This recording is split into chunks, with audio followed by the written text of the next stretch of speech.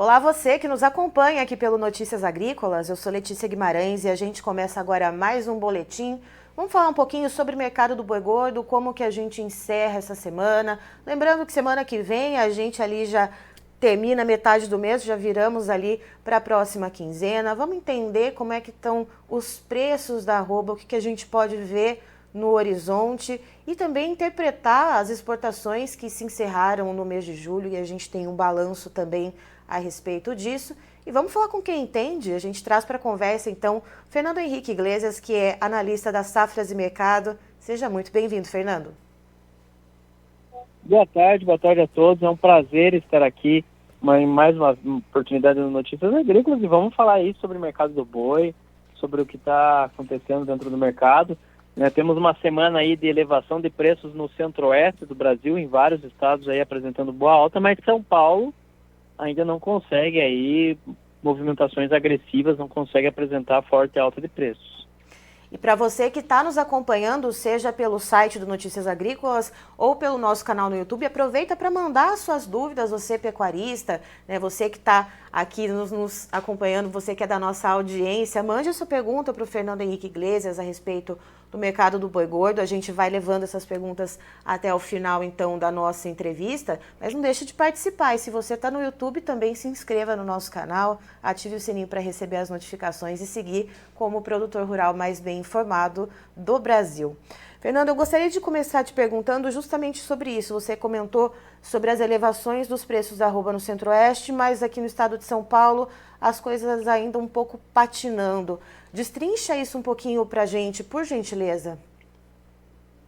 Bom, vamos lá. Temos algumas situações que explicam o porquê que o mercado paulista não consegue apresentar altas tão consistentes assim. A gente vê negociações acontecendo aí até 235, em algumas oportunidades até acima disso, mas são poucos negócios acontecendo nesse patamar. O que aconteceu nessa temporada em São Paulo? Esse ano nós tivemos mais um ano de recorde de confinamento em São Paulo. Estamos falando aí de 1,17 milhão de bovinos confinados em 2024, em São Paulo especificamente. Então, para o mercado paulista é o maior confinamento da história. Cresceu 3% na comparação a 2023. E essa é uma temporada em que os frigoríficos e os pecuaristas firmaram muito contrato a termo. Nós tivemos uma grande incidência de contrato a termo, as condições eram realmente favoráveis para que isso acontecesse.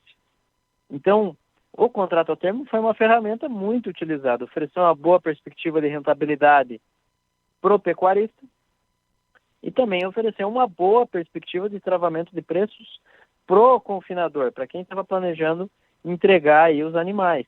Então, e para a indústria, né, a garantia de escala. Então, nós tivemos o pecuarista ganhando, a indústria também conseguindo aí um bom resultado dentro dessa estratégia de contrato a termo, tá? Então, basicamente, nós convivemos aí com um momento que São Paulo não consegue decolar em termos de preço, justamente em função dessa característica. E, Fernando, quando a gente olha para a questão das escalas, como que a gente está observando o andamento dessas escalas, então, tanto para o Centro-Oeste quanto para o Sudeste? Eu queria te perguntar, inclusive, para a região Norte também, como que estão andando as negociações para a região Norte? Antes da gente entrar ao vivo, você comentou um pouquinho também sobre os preços do Nortão. Bom, região Norte ainda convive com preços deprimidos, tá? Quando nós olhamos para o mercado, quando a gente olha para a região Norte em específico, é a região onde mais tem se ofertado fêmeas para o abate nesse momento. Então, isso acaba pressionando as cotações, tá? Isso acaba interferindo na formação de preço ali na região. Para vocês terem ideia, quem está aqui nos acompanhando no Notícias, os preços em Rondônia, por exemplo, estão ali trabalhando no máximo a R$190 por arroba. Dificilmente sai negócio acima disso. Então é um mercado que ainda trabalha abaixo dos R$200. Tá? Então isso é um sintoma muito claro de que a região Norte, esse produto, essa grande quantidade de animais abatidos na região Norte do Brasil, acaba também interferindo na formação de preço de outras regiões. Tá? Basicamente, a carne que está saindo lá da região Norte também vai abastecer outros centros de consumo Brasil afora. Então acaba exercendo um papel importante dentro desses mercados. Outro aspecto que tem que mencionar é que essa semana em particular, nós vimos um movimento de alta interessante em Goiás e no Mato Grosso do Sul. Para se ter ideia, no Mato Grosso do Sul chegamos a ter negócios aí a 235 também. Então, o diferencial de base em várias praças ali sul-mato-grossenses é favorável ao Mato Grosso do Sul. Os preços do Mato Grosso do Sul estão mais altos do que em São Paulo, por conta de encurtamento de escala de abaste. Tá? E outra característica, Goiás também é outro estado que começou a encurtar esse diferencial de base. Está trabalhando aí muitos negócios acontecendo em Goiás ao nível de 230. Então também começa a estreitar esse diferencial de base entre São Paulo e o mercado goiano. Hoje, esses estados do Centro-Oeste, Goiás, Mato Grosso do Sul e na região Sudeste, né, o estado de Minas Gerais, eles convivem com propensão a reajustes, convivem com potencial de alta maior do que o mercado paulista, maior do que o estado de São Paulo. Tá? Então isso faz toda a diferença quando a gente olha para B3. Querendo ou não, o mercado futuro, ele ainda se baliza pelo físico paulista. Enquanto o físico paulista não apresentar boas condições de alta, dificilmente nós vamos ver aí movimentos expressivos acontecendo. Olha só, a gente está falando aqui do estado do Goiás, temos aqui o Charles Humberto, bom dia, ele fala de Goiatuba. Tem que aproximar, que a pessoa está sem óculos, tem que aproximar um pouquinho a tela do computador para dar o zoom. Charles, e o Marcelo Rocha, muito bom dia, viu, Marcelo? O Charles Humberto, que está falando de Goiatuba, no Goiás, ele pergunta o seguinte, Fernando, o menor valor da arroba estaria ligado a questões de logística devido à distância do centro consumidor? Logística também pesa, tá? Normalmente, né, o que acontece? Quando nós falamos de diferencial de base, tipicamente, São Paulo vai ter preços mais altos do que as praças do Centro-Oeste, do que a região Norte, pela força de demanda que São Paulo tem e também pela questão de logística. Isso faz toda a diferença. São Paulo, ele é um estado que é deficitário na produção de carne, ele é deficitário também na produção, na oferta de gado em pé, precisa trazer boi gordo de outras regiões do país para abastecer a indústria frigorífica de São Paulo. Então essa característica colocou São Paulo como grande referência para balizar os preços da B3, para balizar o mercado futuro.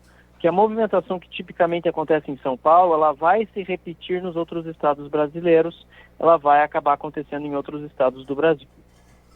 E, Fernando, outro ponto que a gente estava comentando, inclusive você citou, né, São Paulo, tem esse déficit, mas ao mesmo tempo é o segundo estado quando a gente fala na questão do confinamento. O que a gente pode esperar do confinamento nos principais estados? E aí, dando um spoiler para você que está nos acompanhando, o Fernando, ele falou que esse ano de 2024 a gente vai ter o maior confinamento da história. Sim, exatamente isso. Já antecipando os números aqui, né? A gente já divulgou eles tem algum tempo, mas de qualquer forma, a estimativa de confinamento para essa temporada é de 7,37 milhões de bovinos, é um crescimento de 4,5% na comparação com o ano passado, é o maior confinamento que nós temos na história. E para São Paulo, em particular, o estímulo ao confinamento em São Paulo aconteceu no início dessa década, pensando aí em São Paulo como grande estado exportador de carne bovina aqui do Brasil. São Paulo, quando a China habilitou os frigoríficos brasileiros, foi um dos que mais se beneficiou naquela primeira rodada de habilitações durante o segundo semestre de 2019. Então, por conta disso, nós temos que lembrar o seguinte, a característica do boi padrão China é um animal jovem, com até 30 meses de idade. Então, esse tipo de animal, para você entregar um animal jovem, muitas vezes o confinamento é uma estratégia excelente para você chegar nesses requisitos, para você chegar nessas condições. Não por acaso, São Paulo aí assumiu nessa segunda colocação dentro dos estados que confinam o Brasil afora, só perdendo para o Mato Grosso. Então, São Paulo hoje é uma realidade dentro da atividade de confinamento no Brasil. Temos grandes boitéus em São Paulo, e isso vai tornando, é um negócio extremamente rentável, terminação intensiva.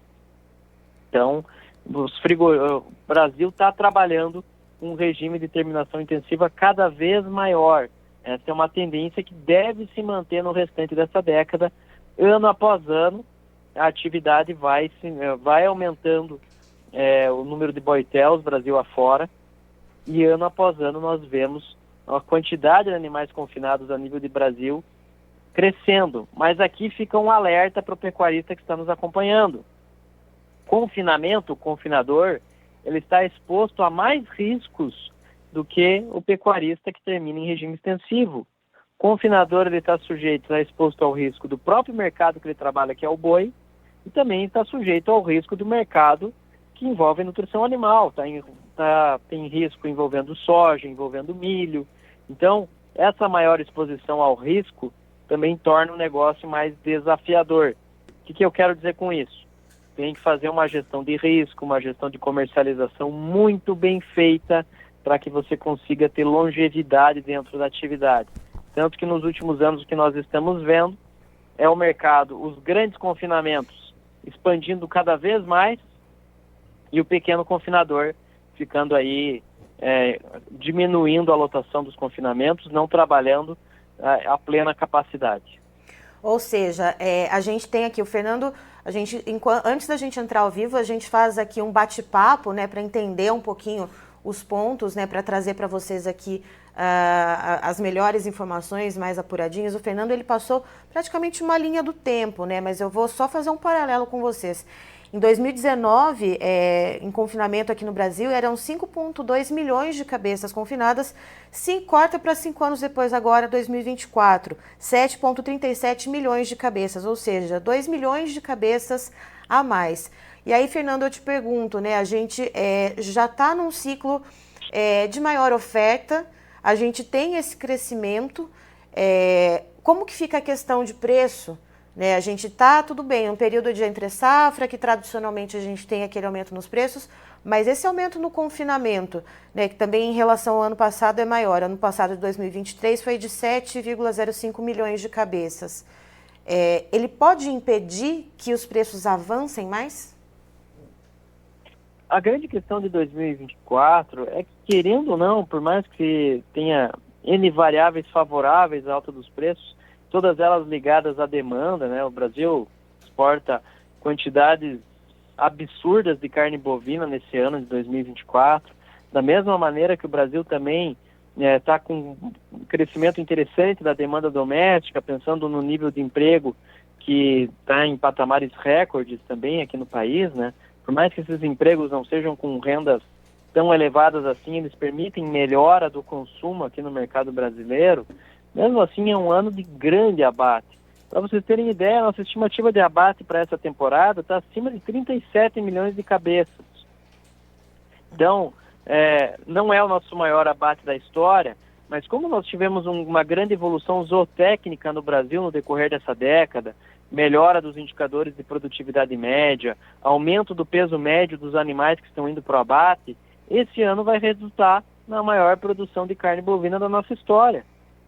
Então, resumidamente, o mercado brasileiro hoje, ele é um mercado que a oferta limita qualquer movimento de alta mais agressivo que a gente possa vir a ter, e a demanda é o que está oferecendo uma perspectiva um pouco mais favorável. Temos excelentes condições de demanda realmente para exportação, para mercado interno. O momento é muito favorável aqui para o Brasil no mercado internacional.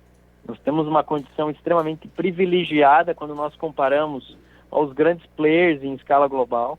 Então isso coloca o Brasil no holofote, com grande capacidade de fornecimento de produto e numa condição de destaque nas exportações. Mas, querendo ou não, ainda é um ano de grande oferta, de grande quantidade de animais indo para o abate, e isso vai dando o tom de como esse ano está trabalhando. E esse seu comentário agora, Fernando, ele casa muito com uma segunda pergunta feita pelo Charles Humberto, que ele pergunta o seguinte: se o crescimento do confinamento esse ano, se ele é menor proporcionalmente ao crescimento das exportações. Vamos lembrar para você que está nos acompanhando, eu estou até aqui com a tela aberta, o mês de julho, a gente teve aqui novo recorde no volume exportado de carne bovina, informações essas que partiram da ABIEC. Então, Fernando, deixo com você essa pergunta do Charles Humberto. O confinamento, ele cresceu e qual fica a proporção entre o crescimento do confinamento e o crescimento das exportações de carne bovina? Bom, primeiro um grande abraço para toda a audiência das Notícias Agrícolas, sempre participativa, sempre fazendo perguntas muito interessantes para a gente esclarecer aqui, mas para vocês terem uma ideia, nessa temporada de recorde de exportação, vai ser um recorde absoluto aqui do Brasil, estamos falando de um crescimento de quase 17% do volume de embarques no ano inteiro, a quantidade de produtos exportados ao longo desse ano. Então é 17% de crescimento. Temos algumas variáveis, o problema desse ano, a gente já discutiu isso aqui em algumas oportunidades, né? Não é quantidade de produto exportado. O grande problema dessa temporada é preço. Os preços pagos pela carne bovina no mercado internacional, eles ainda estão deprimidos. Nós ainda temos preços baixos pela carne bovina no mercado internacional. Mas, de qualquer forma, estamos falando aí de um volume muito importante num momento de desvalorização cambial muito agressiva. Então, quando a gente converte do dólar para o real, essa conta de exportação ainda é muito vantajosa. O frigorífico ainda vai priorizar as exportações, não tenham dúvidas quanto a isso.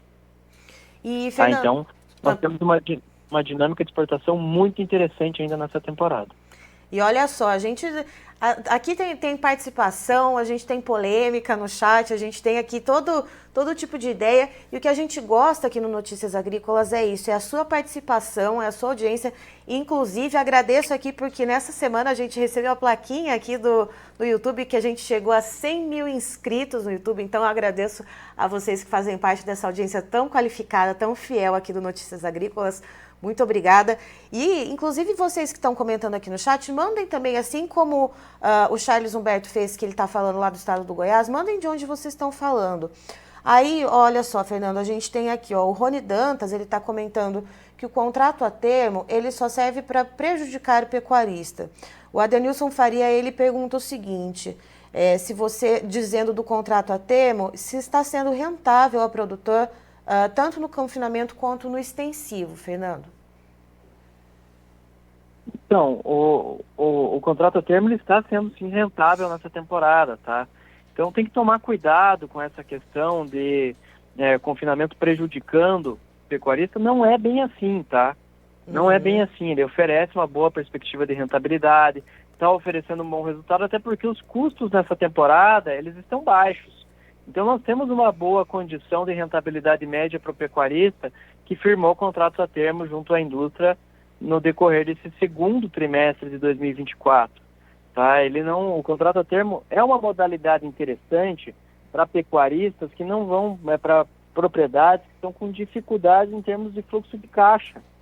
Não estão conseguindo aí ter estão com problemas de fluxo de caixa. Firmar o contrato a termo ajuda demais. Ali é uma ferramenta interessante para conseguir ter, sim, uma boa lucratividade, uma boa margem, uma boa rentabilidade. Só que, lógico, não é só de contrato a termo que vive o pecuarista brasileiro. Nós temos ótimas alternativas também dentro do mercado em relação a ferramentas de proteção.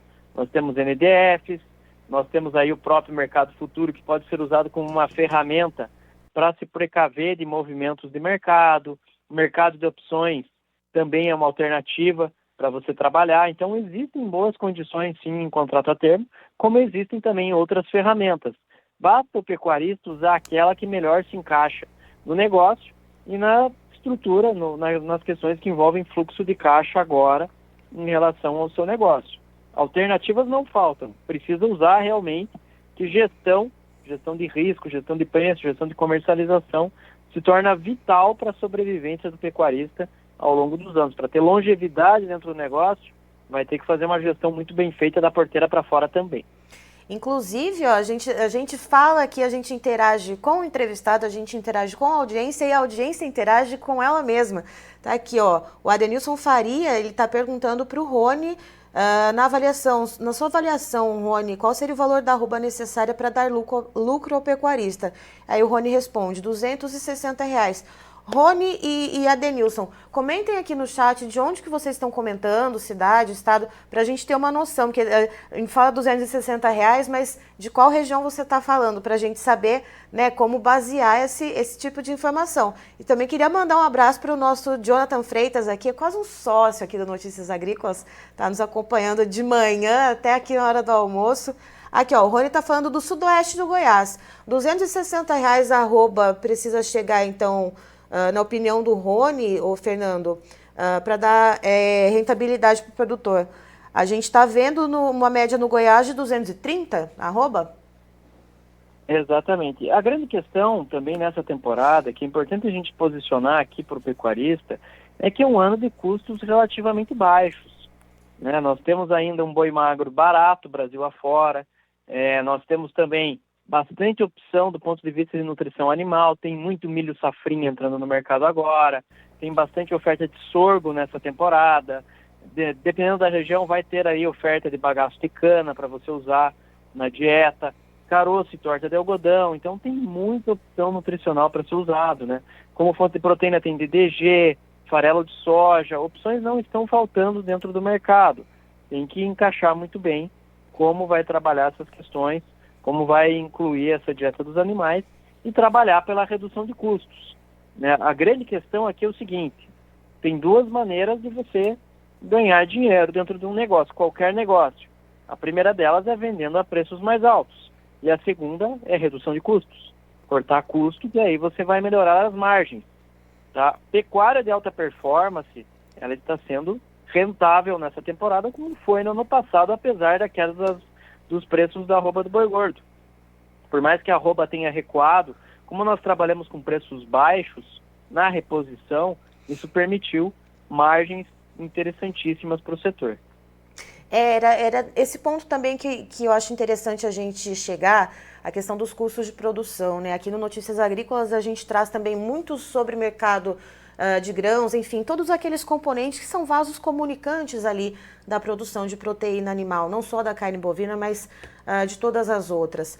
E aí, quando a gente vê esses custos um pouco mais baixos esse ano, quando a gente está vendo, por exemplo, o milho, isso pode ser um fator também que ajudou a dar essa estilingada no confinamento esse ano, Fernando, ou não? Porque a gente está vendo uma tendência de crescimento ao longo dos anos, sim, mas nesse ano de 2024 especialmente, isso pode ter sido um fator que pode ter animado o confinador?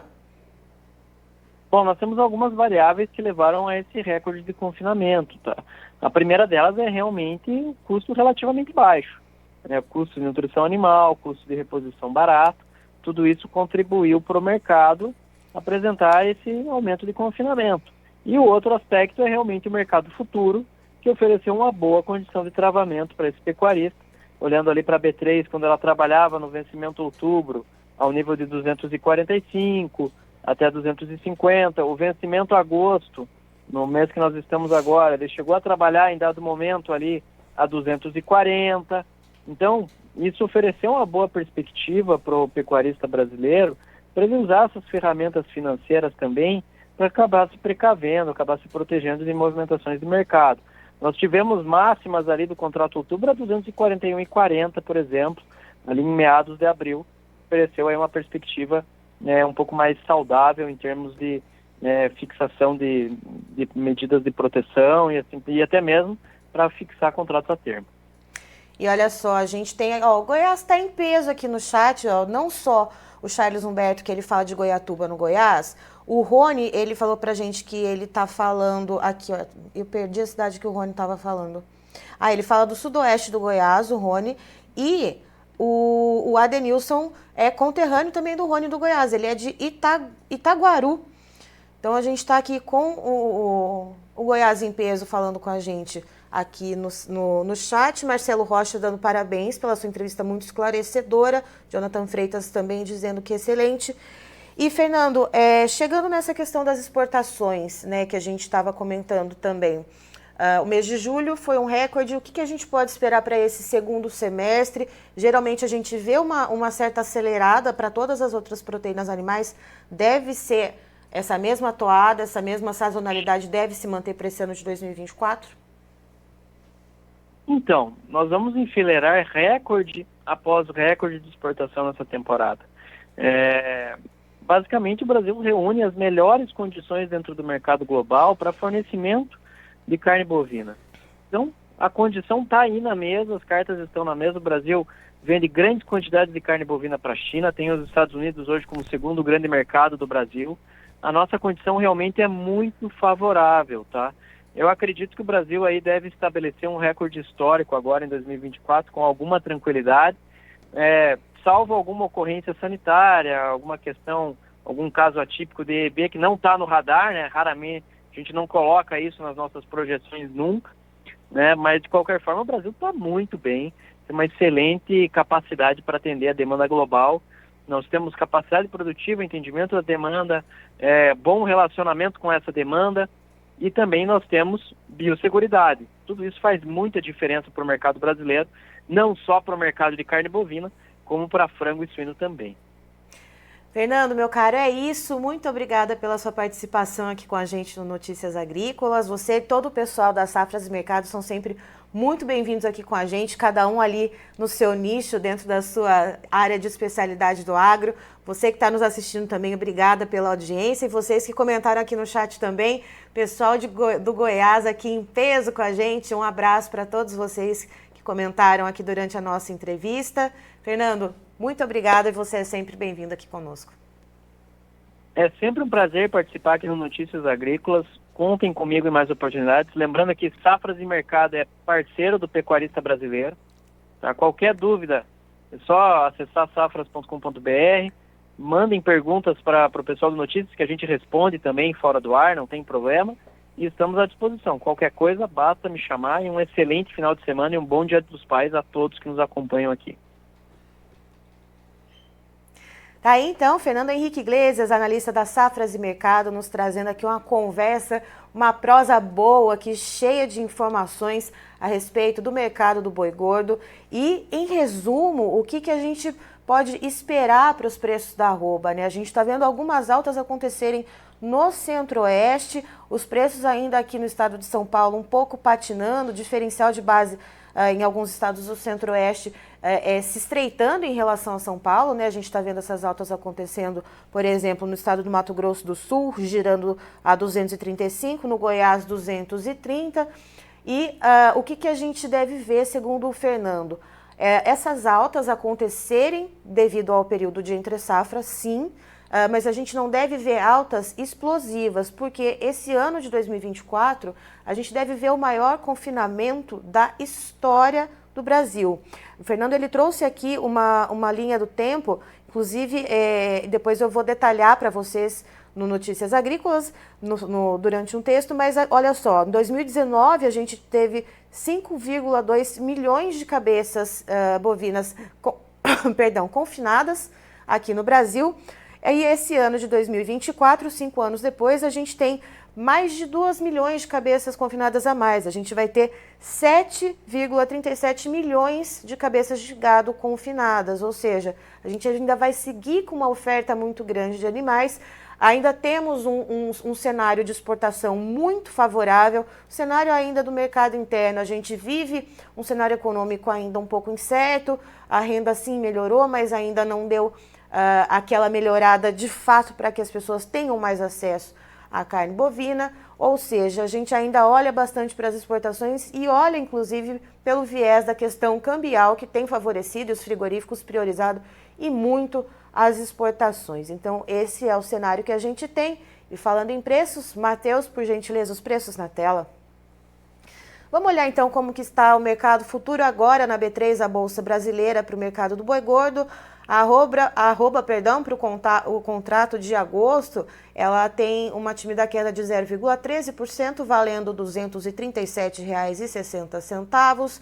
O setembro, queda mais tímida ainda, de 0,06%, cotada a R$ 238,85. O outubro também, uma queda muito sutil de 0,04%, cotado a R$ 243,95 o contrato.